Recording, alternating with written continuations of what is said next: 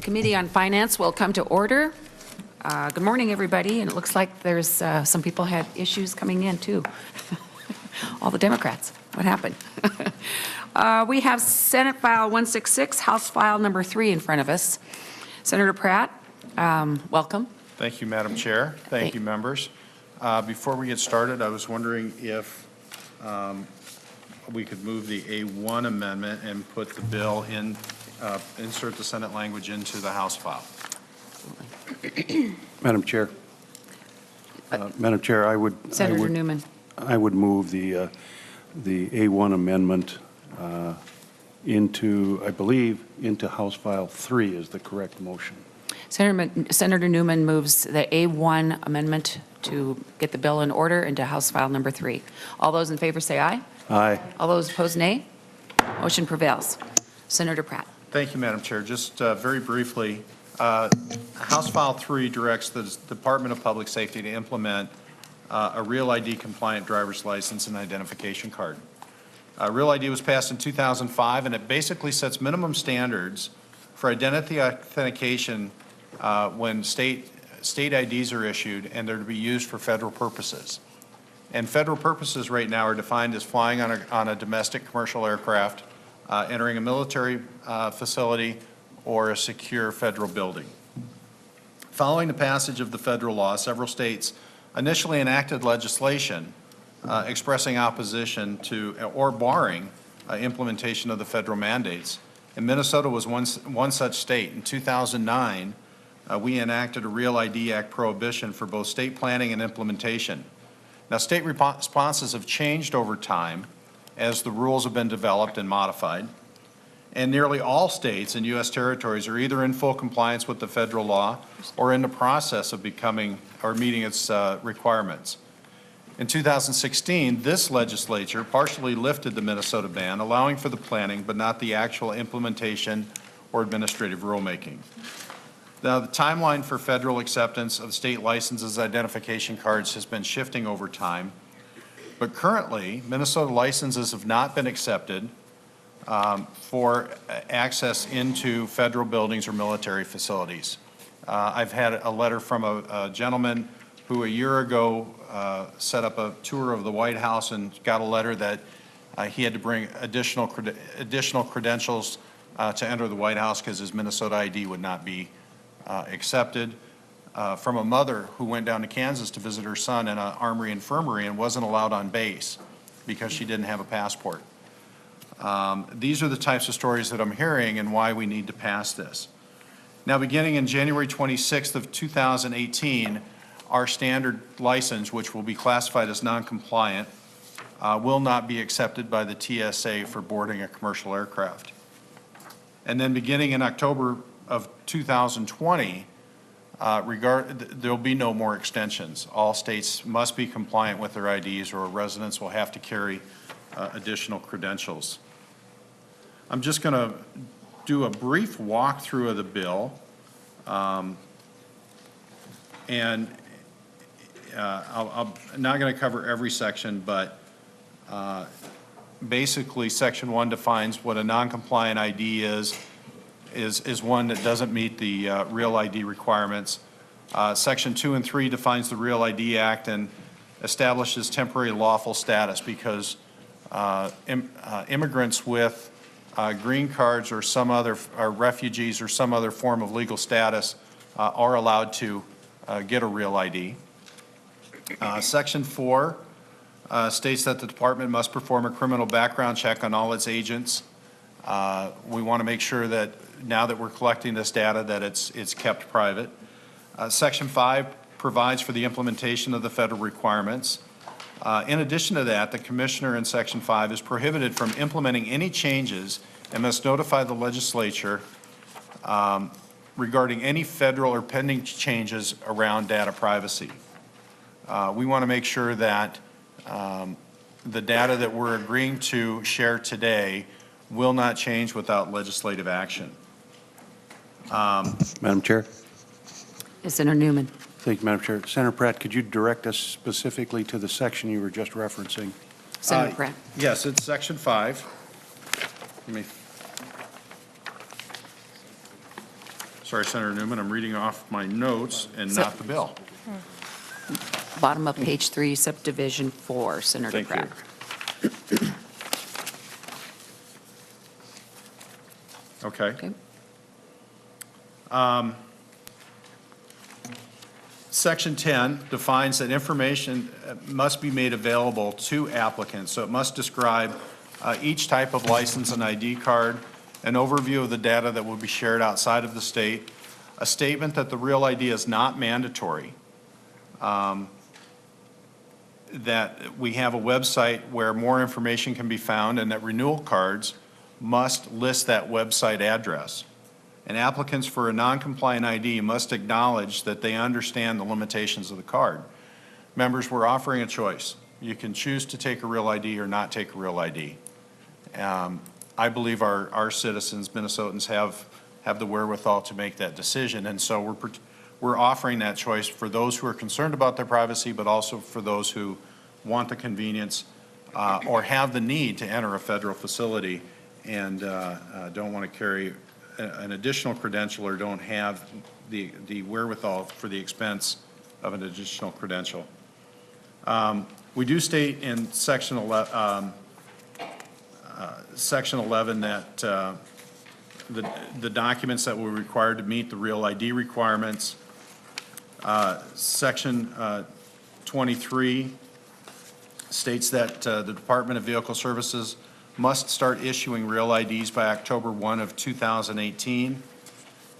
And that Section 24 was where the department is granted expedited rulemaking authority only necessary to implement the technical aspects of the two-tier system.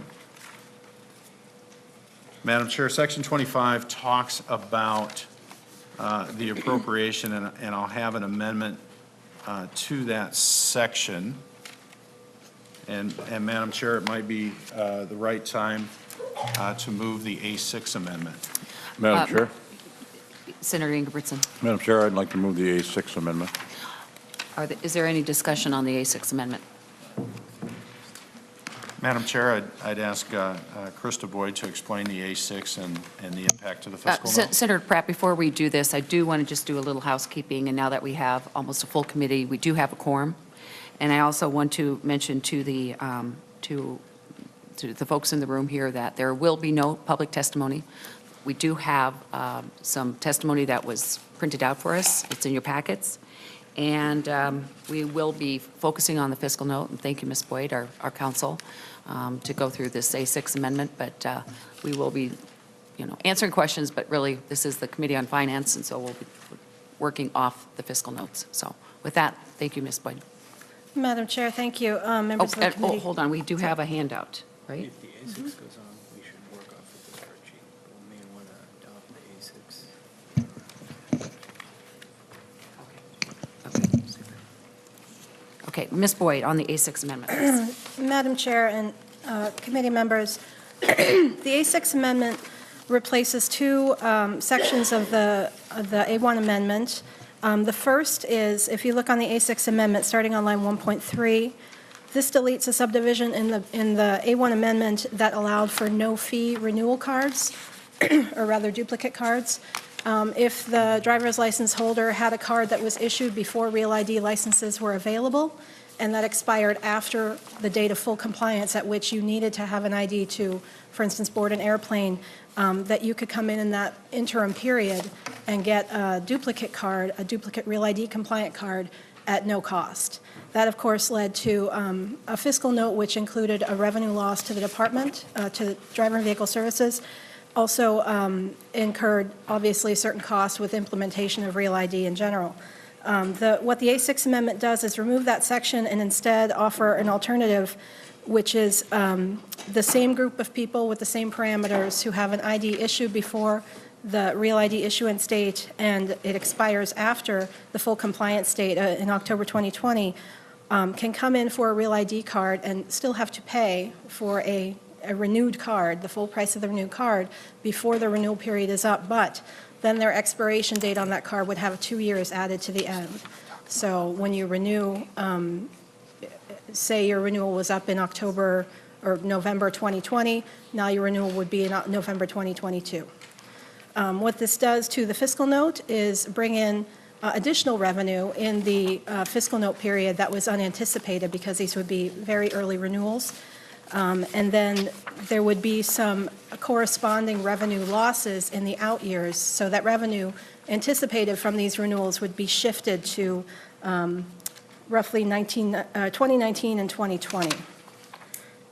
So that's what the amendment does. The second part of the amendment is an appropriation to cover the actual cost of implementation over the department's base appropriation for Real ID. This appropriation is just for fiscal year 2019.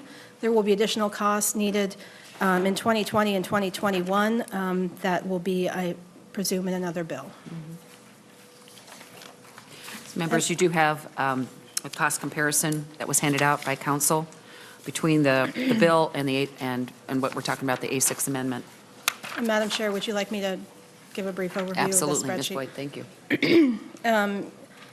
Madam Chair, members, you should have a sheet that at the top says Senate File 1663E, comparison of bill and A6 amendment. The first columns, 2018 to 2021, show the impact of the completed fiscal note on the underlying bill, 1663E, actually the A1 at this point, the House File 3A1. And you can see under expenditures, there was approximately, in 2019, I'll focus on 6.95 expected expenditures, mostly from the Special Revenue Fund, which funds DVS operations. And under revenues, you can see the lost revenue from issuing no-fee ID cards and driver's licenses of about $5.3 million in 2019, $5.3 million in 2020, and 2.6 in 2021. By comparison, the A6 amendment in the second set of columns shows a reduced expenditure, and this is due to a number of things. One is that the expected number of people coming in for the early renewal is expected to be lesser than the people coming in for a no-fee card. And also that the revenues, rather than being a negative, a loss of revenue is greater revenue as people come in early and pay for a new renewal card. You can see that in 2021, that revenue starts to become a loss as we realize in 2021, the people that would have renewed in that year renewed earlier. So, but you can see the bottom line is additional revenue of 5.6 for the biennium in 2019 and 3.7 for the tails. Okay. Members, are there questions on the A6 amendment? Yes, Senator Westrom. Madam Chair, Senator Pratt, why do we have such a lengthy amendment coming to the bill here with all the stops it's made so far, and we're having now a big amendment like this? I'm just concerned. Senator What's the Westrom, are reason you for talking that? about the A6 amendment? Okay, thank you. Senator Pratt or Ms. Boyd? Thank you, Madam Chair, Senator Westrom. All along, we've had some concern from some of our stakeholders, particularly the registrars, around collecting their fee for processing these licenses. In the original bill, the department was supposed to, is directed to pay out. But there's also some expense and some effort to reissue those licenses with the exact same expiration date as they would have had prior to renewal. So for example, if you've got an expiration date of June of 2021 and you go in October of 2020 and get a new license, your expiration will still be 2021 and you'll have to renew. This satisfied some of the concerns from our local registrars and the fee that they collect in order to keep their offices running.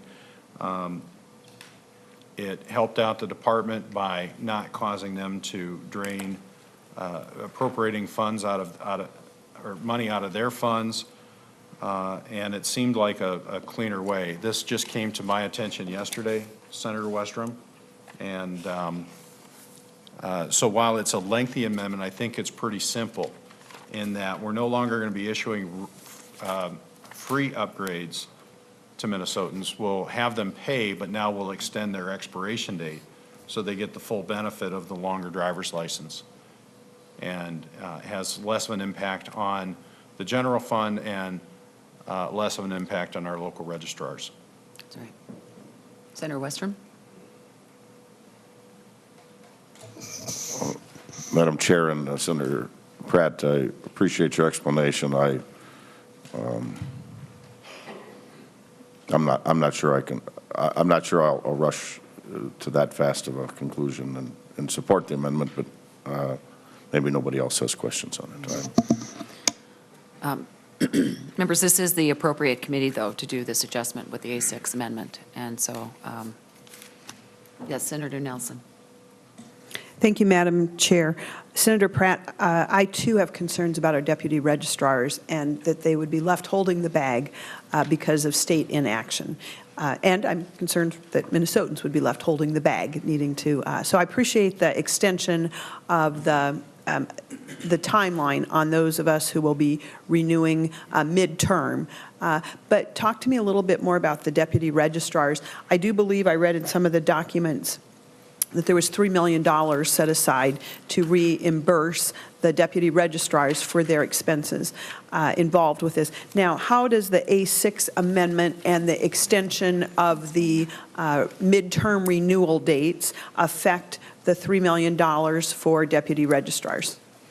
Senator Madam Pratt. Chair, Senator Nelson, if I could ask Ms. Boyd to address that question. Ms. Boyd. Madam Chair and Senator Nelson, I'm sorry, I did forget to explain about the driver's license agents and the impact of the amendment. In the A1, what happens now is because the no-fee cards applies to the driver's license agents as well, they would not be able to assess their $8 filing fee that funds their operations. The actual cost of the card is remitted back to Driver and Vehicle Services, but the driver's license agents get to keep the $8 filing fee. They would not be able to charge that, so there would be a revenue loss to the driver's license agents. So what the A1 did was appropriate more money to Driver and Vehicle Services from their fund, and then allow for a transfer of approximately $3 million of that back to driver's license agents in fiscal year 19 to cover the estimated loss of revenue. That only covered fiscal year 19. There would be additional losses in 2020 and 2021 that were not accounted for in the A1 that would have to be accounted for in some other budget measure. What the A6 amendment does is, because the fees are not being issued, or the cards are not being issued without fee, the driver's license agent will still be charging the $8 filing fee, and in fact will be getting more revenue from that fee because more people will be coming in for early renewal. So they will be getting more revenue. In the out years, as fewer people come in because they had already renewed early, there will likely be a corresponding loss of revenue to the driver's license agents, as there will be to DVS, but there will be that additional revenue in the 2019-2020 period. Senator Nelson. Thank you, Madam Chair. Senator Pratt, have you heard from the deputy registrars and what their feelings are regarding the updated A6 amendment language? Senator Pratt. Madam Chair, Senator Nelson, yes, I talked to the Minnesota Deputy Registrars Association last night and this morning, and they're still spending a little time with the amendment, but their initial thought was that they would be supportive of it, and they were absolutely had no concerns right off the bat. They understand that they may see a dip in the out years with a little bit of revenue, but they have time to plan for that. And we should see some growth, and they have other businesses coming in. Their main concern was being reimbursed by the state would impact their cash flow. This would have less of an impact on their cash flow. And so I don't want to say that they were supportive. I would rather have them say that, and we're not taking testimony, and I don't know that they're here. They're over in a House committee this morning.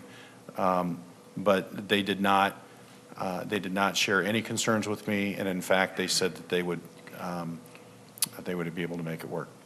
Thank you. Senator Nelson, okay. I Yes, just got a thank you. thumbs up from the audience, so very good. Any further questions on the A6 amendment? Senator Ingebrigtsen renews his motion on the A6 amendment. All those in favor say aye. All those opposed, no. Motion prevails. Thank you, Senator Pratt and Senator Ingebrigtsen. And we have the A2 amendment before us. Senator Benson. I'll offer the A2 amendment, Madam Chair. That should be in your packet. The A2 amendment cleans up internal cross-references referencing sections of statute instead of just verbiage of assisted living or nursing homes. Senator Pratt. Thank you, Madam Chair. Both our current license and our Real ID licenses talk about the documentation needed to prove your legal residence in the state of Minnesota. And so what Senator Benson said is absolutely true. If you look, we will take an assisted living or nursing home statement issued no more than 90 days before application as proof of residence in the state. And what we were requested to do was make those cross-references so that we had consistent definitions on what a nursing home was and what an assisted living facility was. Members, there are questions on the A2 amendment. Senator Benson renews her motion on the A2 amendment. All those in favor say aye. All those opposed say nay. Motion prevails. Thank you, Senator Benson. Senator Pratt, we do have, Ms. Dawn Olson from the Department of Public Safety. If that would be, if you would like to have her come up, or if she has anything to say. It doesn't look like she wants to come up.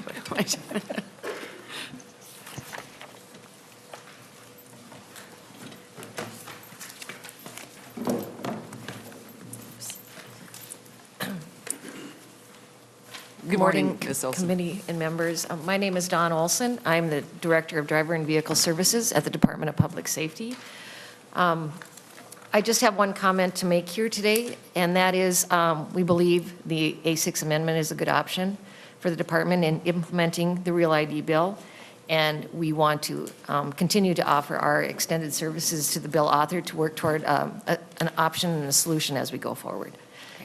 Now, Stan, if you have any questions, otherwise that's the end of my statement. Okay, thank you. Any questions for the department? Yes, Senator Westrom. Madam Chair, Ms. Olson, and maybe Senator Pratt, but explain to us again what would give us the ability to blink off this Real ID if the federal law purposes change. And I'm not convinced that we've got good enough language in this bill yet to do that. But maybe you can help reassure me. Senator Pratt. Ms. Olson.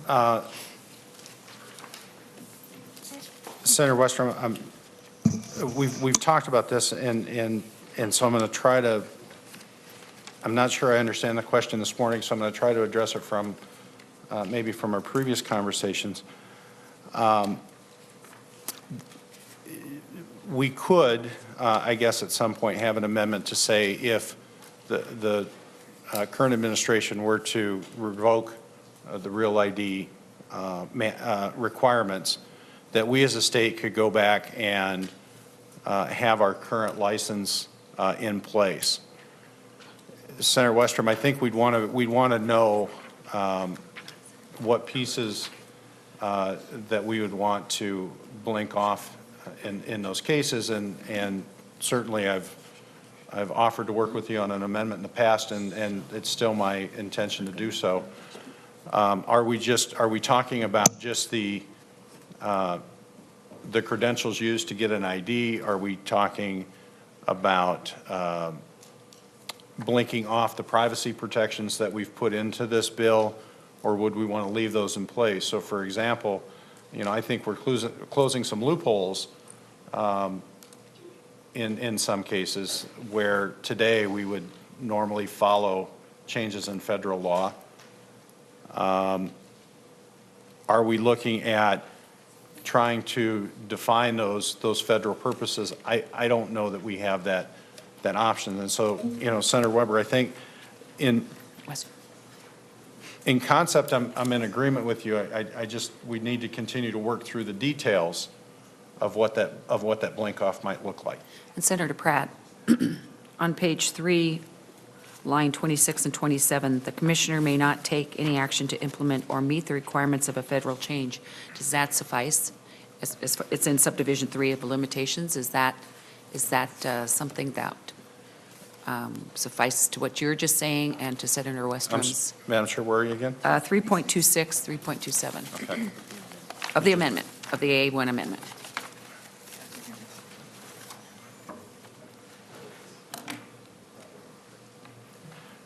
Madam Chair, Senator I Pratt. don't know that meets exactly what Senator Westrum's looking at, because what that does is it says if we implement the Real ID, any rule changes that come regarding Real ID would be protected, and any expansion of the data that we share or the rules that we promulgate would have to come through the legislature. I think what Senator Westrum is talking about is more of a rollback to our current state if the administration were to eliminate the Real ID Act. Mm-hmm.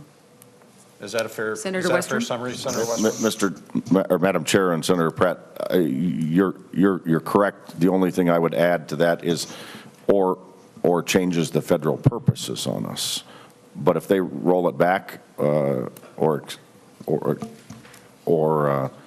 change the federal purpose, I want it clear that we're going back to more the non-compliant license, which is as we have it today.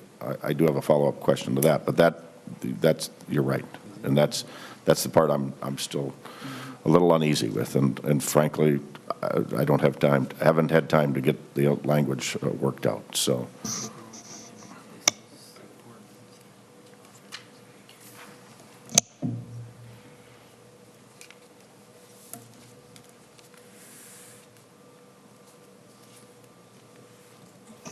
And Madam Chair, Senator Pratt, I know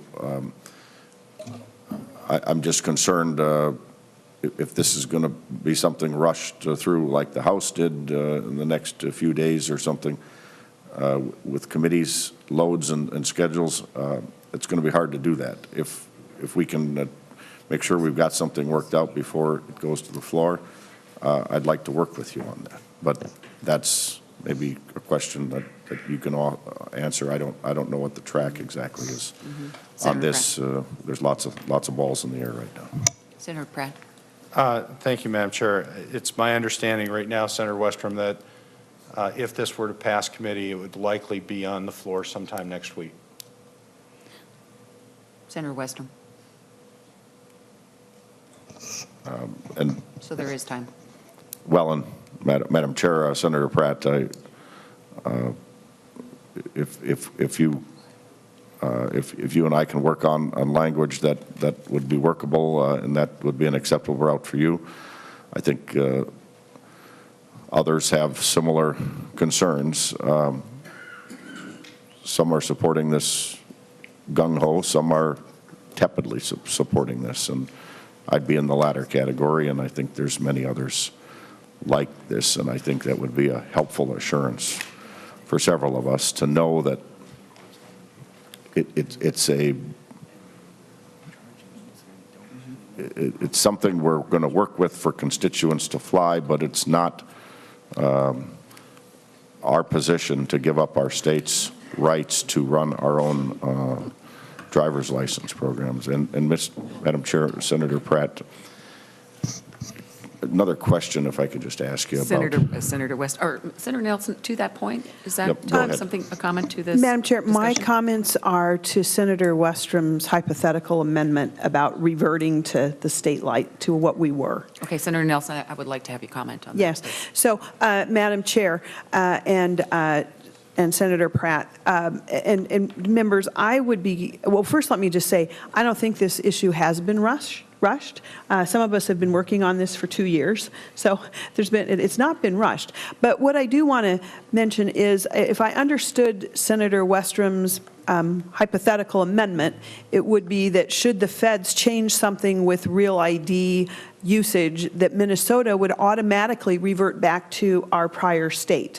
And so while I understand the concerns about federal overreach, which we all definitely share, and we are not exactly sure where that's headed, I would be very concerned if we automatically reverted to where we are today. I think what I would prefer to see is that should something change on the federal level, the legislature always has the option to revisit things. That's what we do in this body. We revisit current law based upon what the new situation is. And so I would not at all be in favor of automatically reverting to prior law just based upon some federal change. I would be much more thoughtful if we revisited the issue based upon whatever that potential current change might be. Senator Laurie, to that point. Thank you, Madam Chair. And, trying to follow this conversation, I think that it's a worthwhile conversation, but a promise of a future hypothetical amendment of such significance, I think ought to be handled in committee. I'm a little nervous letting this thing out, not really knowing something of that the author is saying is promising to address. I think that's work best done in committee. If we don't have it before us, I'm not making a motion right now, but I might, as the debate goes on, to lay this on the table and find out what that amendment looks like before sending it to the floor. So I appreciate the discussion and would like to hear a little bit more about exactly what we're proposing here. I think this is work that should be done in committee. Thank you, Senator Laurie. And this is a discussion about it. I don't know if Senator Pratt's ready to do an amendment. This is just a healthy discussion. I do want to bring it back to this is the Committee on Finance. Yeah. So we will keep that in mind. But Senator Pratt? Madam Chair, and to that point, I think I understand Senator Westrum's idea conceptually, maybe because I've been too deep into the weeds on this one. I see it as a more complex issue, and so my promise to Senator Westrum is to try to work through it and see if we can come to something that seems to work. Senator Nelson, I share your concern as well. Depending on where we're at in the process, it may have a fiscal impact to revert back, and there may be parts of the law that we actually like and that we want to keep. And so understanding specifically, and I think I mentioned that to Senator Westrum in my initial comments, is understanding specifically what parts are of concern. We all share the concern about federal overreach and ensuring that the state keeps its sovereign rights promised to it in the 10th Amendment. And as I've looked at this bill, the fact that there is no federal mandate to implement the Real ID. It's a choice of the state whether we'll allow our citizens to use their driving credential or their state ID for federal purposes, and we'll meet those, and we as a state will meet those minimum standards. And then yet again, we're offering our citizens a choice of whether or not to obtain a Real ID or not. And so when I see the choice of the state and the choice of our citizens, I don't see a 10th Amendment issue. I see offering a choice of a credential, not much different than we offer our citizens a right to get an enhanced ID today if they have to cross over a border to Canada or Mexico on a regular basis, and they want to be able to use their driver's license as a quasi-passport card. So it's a matter of choices, and for that reason, I've been comfortable that this does not violate the 10th Amendment. Senator Pratt, we have been working on this a long time. I was on the conference committee last year. And what other committees besides transportation, and what other committee has it been to? Madam Chair, we've been to Judiciary and we've been to State Government. And transportation, and now here. Yep. Okay. Very good. Senator Champion. Thank you, Madam Chair. Madam Chair, I think the conversation that's been held thus far really underscores the point of what I believe that Senator Laurie was really getting to, which is something of this importance that has been raised by Senator Westrom should have been dealt with before coming to this committee and now. Because if we look at what Senator Nelson said, she so eloquently talked about the amount of time that people have been working on this, and for this important issue to be sort of put off seems to really suggest in my mind that perhaps what might be happening is because it's such an important issue and it's really complex, as Senator Pratt has articulated, and there's been no real meeting of the minds as to how to solve or address the issue, that the proposal before us is to keep putting it off in hopes of saying to Senator Westrom that they'll continue to work on it and then not work on it because there can't be any real meeting of the minds on it without there being that added pressure. So I'm of the opinion that perhaps we should with all due respect, ask the author and the others to perhaps lay the bill on the table, give them a little time or some more time, because we've had 2 years up to this particular point, if Senator Nelson is right, to really deal with this complex issue, and I'm using the words of the author, and then come back before us, because then, Madam Chair, we don't know if there's any fiscal impact and what it really means and what are the policy implications. I'm just a little queasy and uncomfortable with just allowing it to go forward, and then if there's some language that's worked out, then somehow it has financial or fiscal impact, and then come back to us. And then folks are going to say, we don't have enough time because the deadlines are before us. And so I just see it as a circular argument, and I would ask the chair to really consider whether we should give Senator Pratt and others an opportunity to really look at this honestly. Okay.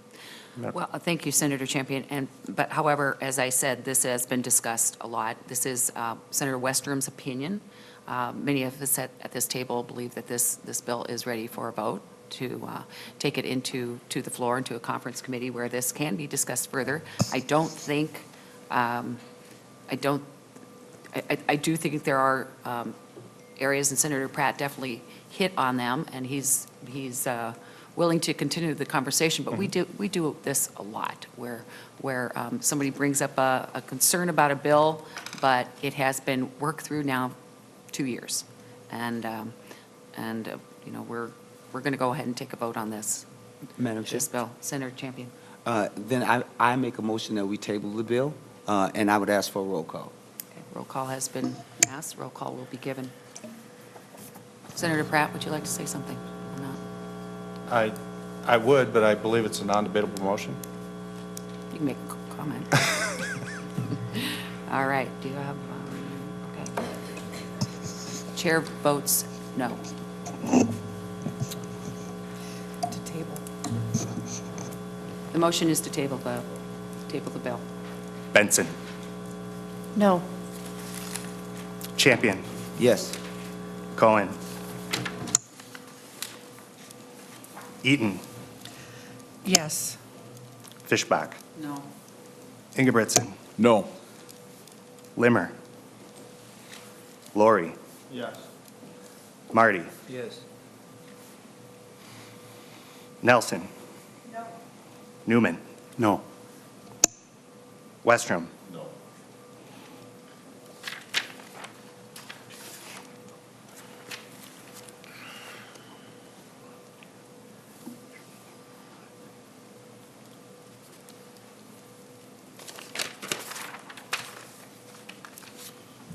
There being 7 noes and 4 yeses, the motion does not prevail. Senator Pratt. Madam Chair, to Senator Westrom's idea now, while the amendment discussions may be complex and the bill is complex, I think the concept is fairly simple, and it's something that we can discuss and And if we were to come through with an amendment, I don't think it would have a material impact on the bill or the main provisions within the bill around how to issue a real ID credential, how to protect our data privacy. And while there may be a slight fiscal note, we'd have to figure out where, how late into the process that needs to be. So I think just defining Senator Westrum's amendment will be complex, and Senator Westrum has my assurance that we will continue the conversations, but I hope we can come to an agreement, Senator Westrum, and if we can, without having a huge impact, I think it's something that we can certainly consider. But as it sits right now, I don't see it being a material to the overall bill. Thank you. Thank you, Senator Pratt. And Mr. Nauman. Madam Chair, Senator Pratt, I heard you speak to the potential of a fiscal note, and I'm just not sure that we're in a circumstance where we know. I think that it's unlikely there would be a fiscal note because I think it would be considered a secondary effect. Because as I understand the conversation that's being discussed here, it's if the federal government does something, then something else would happen. We wouldn't assume that the federal government would take that initial action. It doesn't mean there wouldn't be an effect. It just means that it's not a scorable because it's secondary. Thank you, Mr. Nauman, for correcting. Madam Chair. Senator Newman. Thank you, Madam Chair. The only input that I want to interject into this conversation is to Mr. Nauman's point, and I would request Senator Pratt keep in mind that as I understand the question, we are talking about a hypothetical. What if the federal government does something? And there I would have great difficulty in supporting any kind of an amendment based on the hypothetical of whether or not the federal government or the Trump administration is going to do or not do something, because we have absolutely no control over that. So to that extent, I would not be interested in an amendment that would address a what if. Thank you, Madam Chair. Further discussion, members. Senator Westrum. Madam Chair, Senator Pratt, regarding the non-compliant driver's license, what do we have to turn over in our database to the federal government under that database, if anything? My understanding is that we don't have the ability to not turn that over to them if we pass this bill, but can you talk about that a little bit? Senator Pratt. Senator Westrum, Madam Chair, thank you. Senator Westrum, we won't really be turning over any data to the federal government. There is no national database. What we will be doing is sending out a ping to an association, a cooperative of all the state driver's license or Department of Motor Vehicles called AMVA. And AMVA will act as a hub to see if any other real IDs exist. By federal statute, you can have one and only one real ID. And so if I'm coming from Iowa and I request a real ID in Minnesota, they will do a ping of all 50 states, and if they get a hit in Iowa, that tells our Department of Vehicle Services to go check and make sure that that identification is closed and no longer valid before we issue a new one. The state of Iowa or any other state won't be keeping our data. It's simply a pass-through. For legal immigrants, there will be a check to the Department of Homeland Security to check that their visas or green cards, their legal status is in fact up to date. And I can't speak to how much of that data they'll be keeping, but presuming that we're asking them to validate it, they already have that information and we wouldn't be sharing anything new.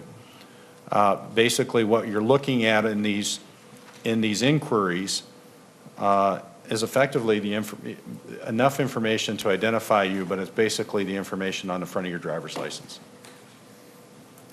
Senator Westrum. Madam Chair and Senator Pratt, how do we, is there any way that the compliant driver's license is going to be subject to these pings or other aspects, or is that only for the real ID? Madam Chair? May I? Senator Pratt. Thank you, Madam Chair. Senator Westrom. Specifically in the bill, and I'm going to try to find the reference here, we state specifically that the Department of Vehicle Services may not share any information on the non-compliant license that they aren't sharing at the time of enactment. Sure. Senator Westrom. So, Madam Chair, Senator Pratt, and I guess to Senator Nelson's comments, and Senator Newman touched on it, and he knows well, and we all know well, the Supremacy Clause. Federal government can ultimately make us, or do a fair amount. There is the 10th Amendment, and if we haven't granted their rights, and that push and pull goes on, but federal law, so long as the Constitution, it's constitutional, can trump states' rights, and that's maybe not the right word right now, but I'm not worried about President Trump's administration necessarily, but he's not going to be in office forever.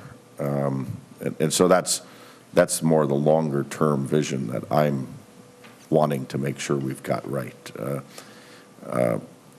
It could be another Bush, it could be another Obama, it could be another Clinton, it could be, you name it. I mean, 4 or 8 years is the most President Trump can serve, and so I don't want to write this just for the next 4 or 8 years.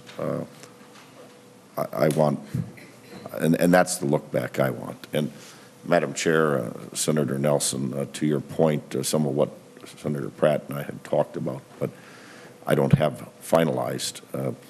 We have done that before, where when laws change, simply by the enactment date of when something would trigger off, being after the following legislative session, gives everybody time to look at something and revamp it if you were going to. And that's the type of thing that I'm working on trying to finish. But if we can continue that discussion, don't count my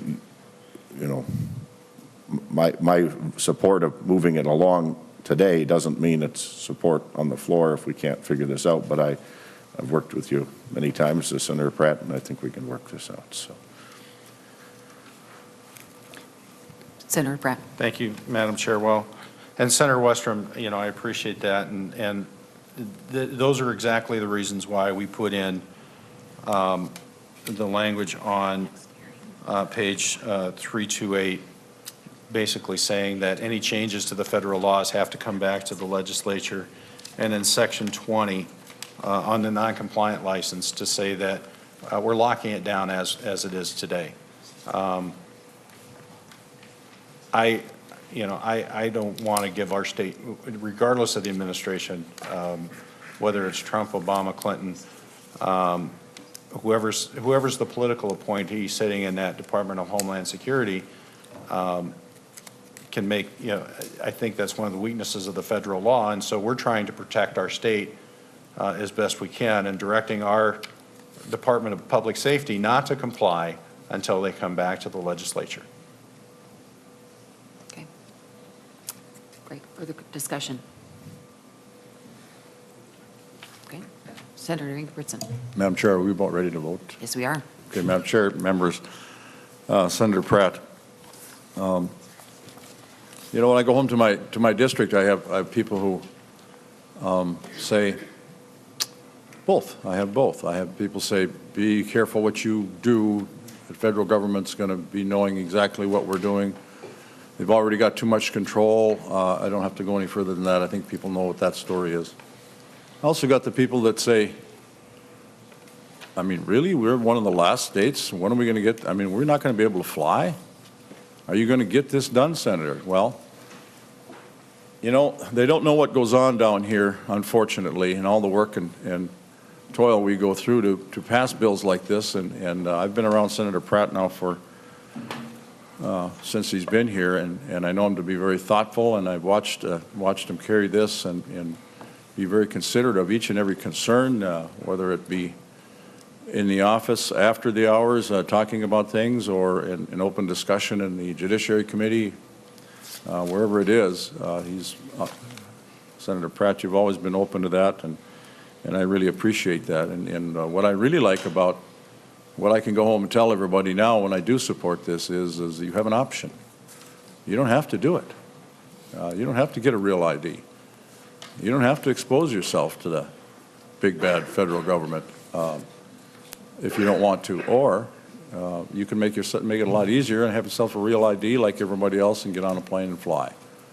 And let's never forget why this came from where it came from. I mean, 9/11. I mean, the federal government had to step in and try and guide the states through some of this stuff, because sometimes it's best for the federal government to guide the states on laws like this, just like when we, put our authority, I guess, forward and tell cities and counties that they can't do things or they can do things. It just makes sense once in a while. So thank you for the work. You'll be getting my support, and I would ask everybody else to support it. Thank you. Okay. No further discussions? Senator Newman renews. Thank you, Madam Chair. Madam Chair, I would move, I think this is correct, House File 3 as amended, to be recommended to pass and move to the floor. Senator Newman renews his question on the motion that House File 3 as amended be recommended to pass and sent to the floor. All those in favor say aye. Aye. All those opposed, nay. The motion does prevail. Sorry, that Thank was you, a little members. quick. Members, tomorrow we have an 8:30 start time. We will have the February forecast with MMB Commissioner France, followed by Dr. Kolonkidis and Ms. Kelly. And then after that, we have 3 bills to work on. So see you tomorrow at 8:30. Thank you very much. Meeting is adjourned.